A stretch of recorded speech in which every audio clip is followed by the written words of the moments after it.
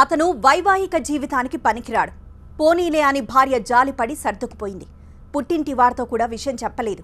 అతను మాత్రం భార్యను అర్థం చేసుకోలేకపోయాడు.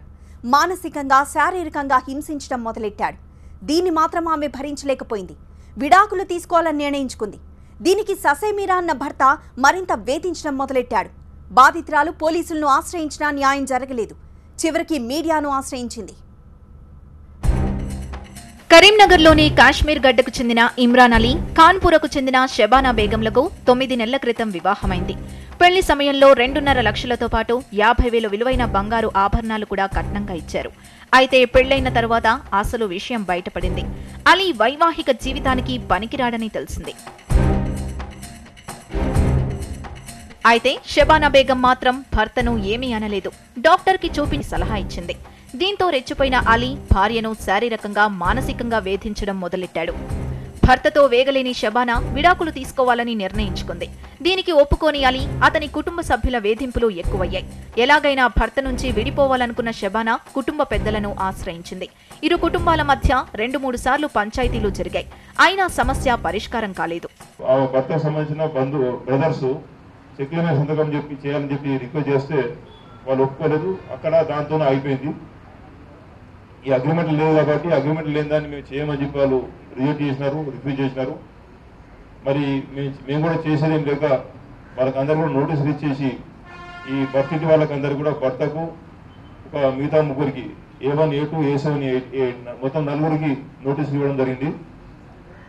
ఈ అమెండెడ్ CRPC ప్రకారం 7 సంవత్సరాల లోపల శిక్షలు వేయగలిగినటువంటి నేరాల్లో నోటీసులు మాత్రం ఇవ్వడానికి ఉంటుంది. కోర్టుల వాళ్ళను రిమాండ్ చేయడానికి ఉండదు. చివరికి వారు మార్చి 13న కరీంనగర్ మహిళా పోలీస్ స్టేషన్లో ఫిర్యాదు చేశారు. అయితే పోలీసులు అలీపై ఎలాంటి చర్యలు తీసుకోవడం లేదని షబానా కుటుంబ సభ్యులు ఆరోపిస్తున్నారు.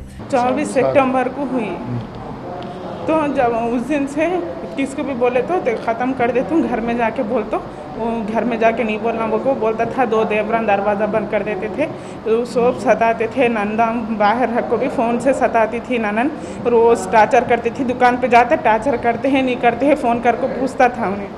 పోలీసులు అలీపై చర్యలు తీసుకోకుండా తమనే తరచుగా స్టేషన్కు పిలిపిస్తున్నారని కుటుంబ సభ్యులు ఆరోపిస్తున్నారు. మేము పోలీస్ స్టేషన్కి పోతే ఎఫ్ఐఆర్ అనేది ఏంటంటే ఎఫ్ఐఆర్ చేయకుండా 1 నెల రోజులు గడిపి వాళ్ళని పిలిపించాలంటే వాళ్ళు 2 గంటలకు వస్తాం, 4 గంటలకు వస్తామంటే మాకు సాయంత్రం వరకు కూర్చుని మాకు ఇబ్బంది పెడుతున్నారు, కానీ వాళ్ళకి పిలిచి ఏం చేయలేదు. కాబట్టి మళ్ళీ తర్వాత ఇప్పుడు కోర్టు నుంచి ఇది చేయాలంటే ఇవాళ ఉదయం కూడా మా అబ్బాయి పోయి అడిగితే 3 సంవత్సరాలు ఛార్జ్షీట్ ఇవ్వడానికి అవుతుంది అంటుంటే ఇప్పటి వరకైతే మేము ఎక్కడ వినలేదు. 3 సంవత్సరాలు 4 సంవత్సరాలు.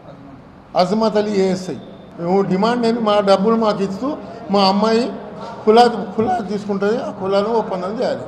అది మెయిన్. ఆయన ఇంపార్టెన్సీ ఉన్నాడని మనకు తెలిసింది.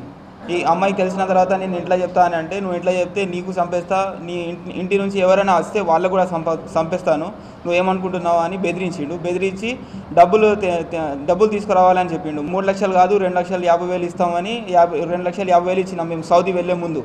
మాకు ఎమ్మెల్యే గంగులాకర్ ఎమ్మెల్యే సపోర్ట్ ఉంది.